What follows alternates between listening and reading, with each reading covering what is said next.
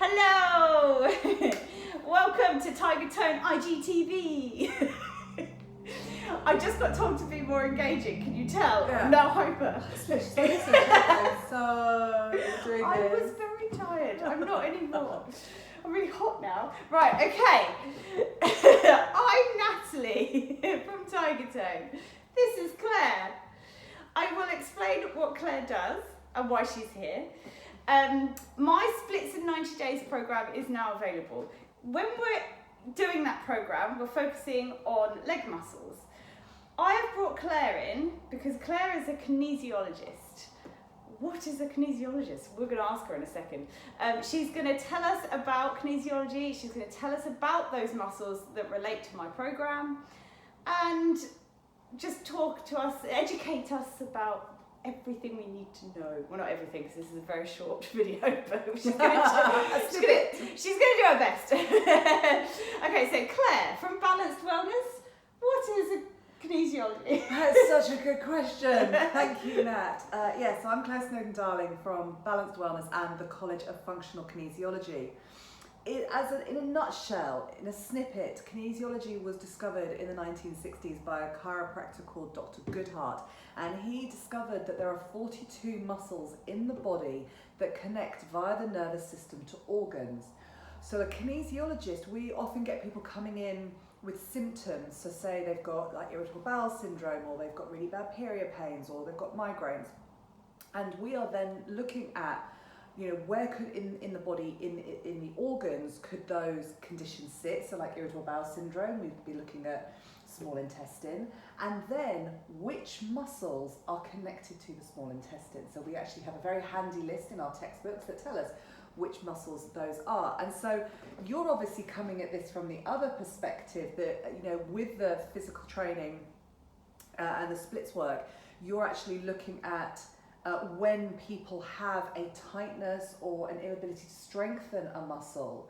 In traditional PT, there would be ways of working, but with kinesiology, you know, we train a lot of PTs because when we can learn to switch the muscles on, then half of that job's done for you. So a lot of people will feel that they're tight in certain areas, but actually it's the muscle not working properly, and it's often indicative of a symptom underneath, which is when it gets really interesting. Really interesting. Really interesting. Really interesting.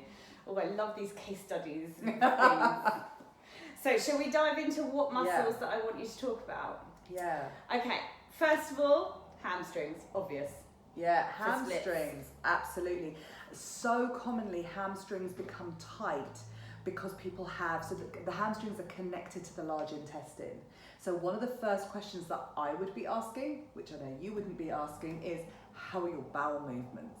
Yes, I definitely don't ask. I spend a lot of time asking that question because they're connected to the large intestine. And in our experience of doing this work, actually, well, we know, it's not even in my experience, we know that 3 out of 5 people now are, 1 out of 5 are diagnosed with irritable bowel syndrome, but 3 out of 5 actually have experience of irritable bowel syndrome. They just haven't gone to the doctor and actually had it diagnosed.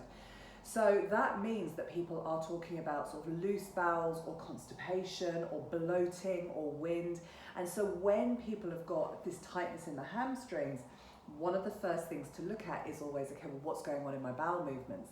So I guess then we're going to look at what would be really good to eliminate those issues, yeah? Mm-hmm, yes. Okay, so the first thing I'm thinking for large intestine is drink enough water. That's got to be still, clear water. It can't be fizzy water, it can't be fizzy drinks, it has to be water. And yes, we do use water in tea, but that's not enough. And there is water in coffee, but we actually need like 2 litres of water a day in the clear. Making sure you're getting enough fibre, so especially if you're increasing your physical exercise and your stretching work, you really do need to be putting the right things into your body if this is now a new thing for you. So increasing your fibre, make sure you're getting loads of those lovely green leafy veggies, you're getting the really insoluble fibres in your root veg and those kind of things. But we really advise people to avoid wheat as much as possible because wheat is it's a very, very big irritant in the large intestine. So I know people say, oh, I need my bran flakes to go, but actually it's irritating the bowel into moving. So wheat is not a great thing if you want to actually have nicely stretchy but toned hamstrings. And fats, people are really scared of fats. We now know the science that all of that fear is completely misplaced. So your bowels need to up their fibre, loads of fats and lots of water.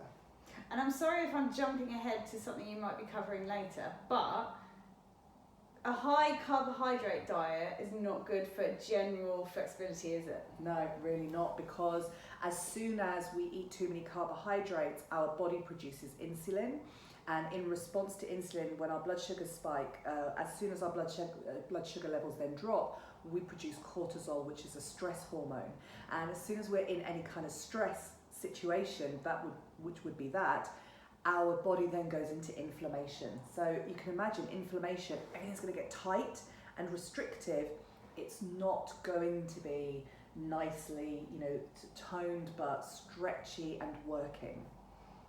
Interesting. Yeah, so we would definitely be recommending, good proteins, good vegetables, but actually going really careful on the too many starchy carbohydrates. We need carbohydrates for mood, for energy, but they have to be the right ones in the right amount. Shall we move on to quads? Let's move on to quads. So quads, conversely, of course, they're the opposite side, aren't they, of your hamstrings? They're these ones at the front. And they're small intestine. So again, I'm thinking irritable bowel syndrome, I'm thinking pooing, I'm thinking bloating, I'm thinking indigestion. You're always thinking about pooing. I'm always thinking about pooing and dinner. That's really all I think about. So that's very true. So with small intestine, again, actually it's really similar. Fibre, water, protein, especially if you have a constipation or diarrhea. If you've got irritable bowel syndrome, we actually don't process our protein enough, so we need 40% more protein. So especially if someone's vegan and trying to do this, you are going to have to be pimping out everything you are eating with protein powders to really make sure, and tofu, to make sure that you are getting the right levels of protein, because again, you are not going to have muscles that are doing what they are supposed to be doing if you don't have that protein going in. Yeah, it's really difficult for vegans to actually do it right, isn't it? It is possible, but it's a real mindset and a lot of meal prep. A lot of preparation and education. Yeah, and no wheat. And I know a classic, I got told by someone who's vegan that, when you become vegetarian, you substitute meat for cheese. And then when you become vegan, you substitute cheese for bread. So all of a sudden, we've now got this huge increase in A, carbohydrates, B, wheat. So huge amounts of inflammation going on in the body, which we totally want to backtrack and avoid. So definitely making sure you're very educated in how to do veganism well. Wow. So hip flexors? So hip flexors are really interesting because that's not a muscle, No. that's a group of muscles. Yes. So I would be looking at the psoas, which kind of is very much around that tightness at the front of the hips. And the psoas is kidneys. Now, of course, a lot of women start to struggle with kidney infections, bladder infections. Psoas is very, very, very responsive to hydration. So make sure drink more water. Drink more water and also up your fats, particularly your omega fats, which if you are vegan, you can get vegan omegas, but not flaxseed oil, please. They need to be from the algae that the fish would eat. So we need to make sure that psoas muscle is working nicely. Now, the other thing that's interesting with the psoas muscle is it is very, very connected in kidneys through Chinese medicine to anxiety. Now, anti-anxiety medication is just an epidemic in this country. So if you're also having some anxiety issues, again, I'd be looking at those blood sugars, making sure you're hydrated. Do not give your body a reason to be going into that stress insulin pattern. So psoas for hip flexors is sort of the predominant one, really. Okay, wow. And then I wrote down calves. Calves are really interesting. So your calves are to do with your adrenal glands. And our adrenal glands are where we make adrenaline. And so adrenaline is connected to cortisol. So adrenaline is a neurotransmitter that tells the body we need to make this stress hormone, cortisol. So as soon as we are in any level of stress, our bodies will completely tighten our calves. So actually the executive Achilles heel, when the Achilles heel snaps, is usually because people have been so stressed for such a long period of time that their gastrocnemius, their calf muscle, has shortened and tightened and put so much pressure on that Achilles heel that it snaps. It's like really awful, right? Like awful. So this is this adrenal sort of dysfunction. So again, I'm looking at food intolerance, i.e. are you eating too much wheat and sugar? Are you eating the right amount of protein? Are you making sure that you're not dipping into that blood sugar roller coaster? What is your stress like? How do you deal with that? Are you spending any sort of quiet time? Is there mindset, changes for you that you can incorporate into your life? Are you doing too much running when actually you need to be doing more swimming? Like really taking stock of what's going on in your life to get that adrenal stress low. And this one was me in a nutshell, really. A couple of years ago, went to an osteopath. He was like, for a dancer, your calves are really tight. I was going through divorce. My dog had died. It was not a good time. It was not a good time. My cortisol would have been through the roof. Absolutely. And I had tight calves, and that gave me lots of ankle issues. Yeah. Which all resulted to my daddy. Well, it all goes back to that. daddy issues are ankles. It is a little bit of a joke that we do like to joke about that. But it's true. Like, what is the subconscious processing that is going on in your brain that you are reacting to the world, where actually it's just constantly creating this stress hormone profile? I mean, I say that in this really, what is it? But like that was also my journey. Was having to deal with deep traumatized adrenal stress and how that affects every single decision that we make, from what we eat to how we react to something to what hobbies we choose. Like it's big, it's really big. This is pretty much the song I sing all the time. It's how we deal with adrenal stress. And there's no point delving too deep until you get those fundamentals sorted. Blood sugars, hydration, cut the wheat out. I call this the whole health approach, because obviously what you're doing with sort of the physical exercise and the feel-good value of the work that you do, and that's how I know Nat, is I was a student in one of your pole classes, or many of your pole classes, but that feel-good aspect of the exercise, that's so great. But actually this whole health approach is, what am I eating? What's my mindset? How can I be this full vibration of the best version of myself with the choices that I make? Because so many people say to me, I just feel really low. And then I probe a little bit, ask the questions, how much sleep do you get? Or how much alcohol do you drink? What did you have for dinner last night? Chinese takeaway. What did you have for lunch? Fish and chips. And then it just seems to be, are you surprised that you feel a little low? You've got to look after yourself. Yeah. And if you do the basic human things of survival, then you can start working on issues that are deeper. Absolutely, the pillars of health. That's what we actually call the pillars of health. And if your dog is not feeling great, what are the first things the vet asks? Has it exercised? Has it been drinking water? Is it eating properly? Like, they're the basics, and yet we don't seem to apply it to human health. It's huge. It's absolutely huge. And there's no wagon to fall off when it comes to this. No. This is a lifestyle that is just basic life.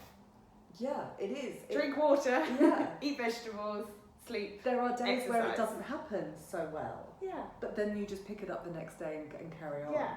There's no falling off the bandwagon. No, it's absolutely true.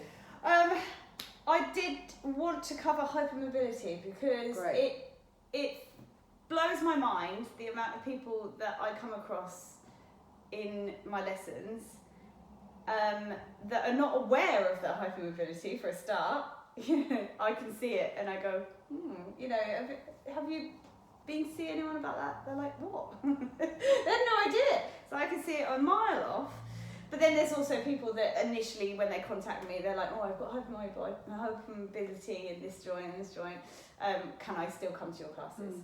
So I think it's definitely a subject that needs to be discussed. What does it mean from a kinesiology side of things? So obviously any hypermobility is essentially an overstretching in the connective tissue, but we're born with it. So it's not like it's so I'm trying to say it so it's not like something that's wrong with us unless you have got the full blown is it Ehlers-Danlos syndrome, EBS, where it's like a full connective tissue disorder and basically like living with an autoimmune disease and very hard to control. But even still, with the right diet, the right exercise, the right supplementation, we can absolutely, a mindset, we can absolutely learn how to live with sort of big connective tissue disorders.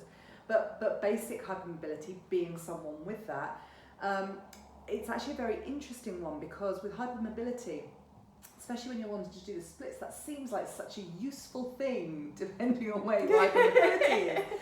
But actually it's not. Like, I could always do the splits, but by doing the splits I was actually sort of overstretching. There are little sort of cell apparatus at the end of your connective tissue called Golgi cells, Golgi tendon cells, or Golgi, some people call them. It's Latin, it's a dead language, no one really knows. It sounds like a fun word. It does, Golgi. And basically they're supposed to, at some point of stretch, send a signal back to your brain that says, we're overstretching, stop stretching.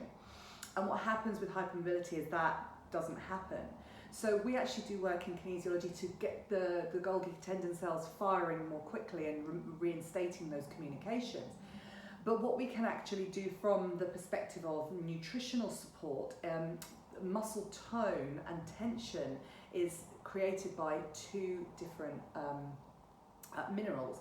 So we have magnesium, which is around the switching off of muscles. It's so important. It's that calming aspect to muscles.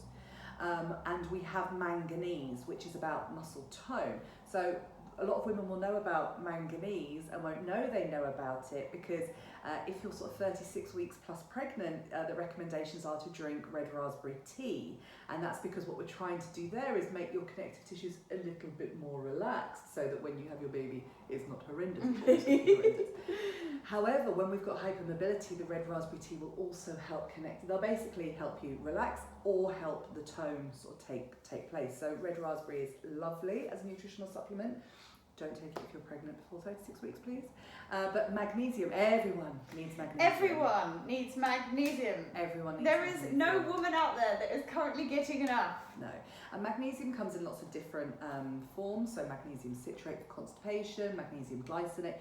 But the one for muscle tone, the really useful one would be magnesium malate. So you can check out that, because that's really great. And where can they get that from? I would look online, find a decent supplier, or Nat can put a link. Put a link below. We can do that. I don't know how to do that. I don't know how to. You're gonna have to show me. Put a link below. But yeah, really, really important. And the other one I just wanted to talk about, because although you haven't covered it in the muscle groups, is in our hips.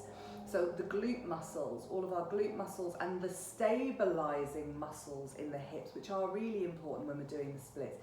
What's really interesting with hips is it's usually hormonal muscles.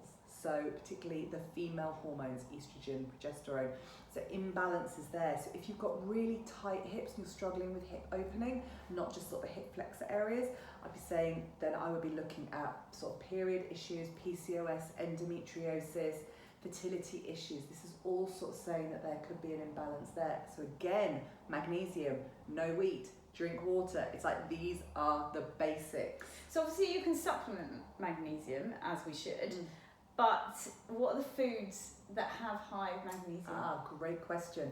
We have a problem We didn't today. even prepare that. No, we didn't. We have a problem today that our soils are so depleted, we don't have enough magnesium in the soil. Yeah, we've only got like 60 harvests left until the end of the world. Yeah, until we figure out a way to replenish our soils, but we aren't doing that right now. So magnesium is one of the minerals that is completely demineralized in our soil, so we have so little of it. So the problem is you could get it from some nuts, you can get it from some things, but the quantity of magnesium that we need in response to pesticide pollution, stress, the pill, all the things that are going on, we're just never going to get in a wheelbarrow full of those foods. So supplementation really is the only thing. And I mean, we say magnesium for everything because it does 300 jobs in the body. So muscle tone, muscle relaxing, hormones, mood, so reducing anxiety, reducing cortisol, just everything, blood sugar stabilization. supporting the liver, like it does everything. Absolutely. What did I want to make sure that we got in this video? I've forgotten. So if you feel like there is some things I want to point them to your little thing. Symptom assessor. That's what I wanted them to do, because I did it and it is unreal how accurate it is. So you must. You must. So if you go to Balance Wellness UK on Facebook, and on Instagram we are Balance Wellness UK, I think still. But basically, again, we'll put a link. We have got a symptom assessor. So if you go, this is me, I have diarrhea, or I'm constipated, or I have bloating or indigestion, and pretty much find me a woman on the street who doesn't have those things, or period problems, or I'm not eating all of my blood sugars, I know that everything's a bit off. Go to our symptom assessor, and it actually tells you, like, asks you a group of questions, and from there it will tell you where to start, because that can just feel like a minefield. Yeah. Tells you where to start, and basically it's like, once you find out, it teaches you what's going on in your body to cause your symptoms, and then gives you the opportunity to actually buy an essential toolkit for ridiculously low money. Like, we're saving people hundreds and hundreds of pounds by not coming to speak one-to-one with a practitioner. So go check out our symptom assessor.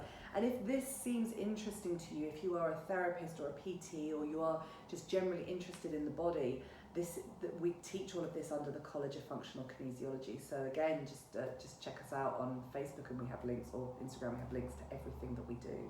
Yeah, I am a client of Balanced Wellness. And it really changed my life, like really sorted me out. Well, look at you, no daddy issues in your own life. I know. And here I am trying to help the world. It's all thanks to you, Claire. Oh, God. Shall we end there? Yeah. Over and out.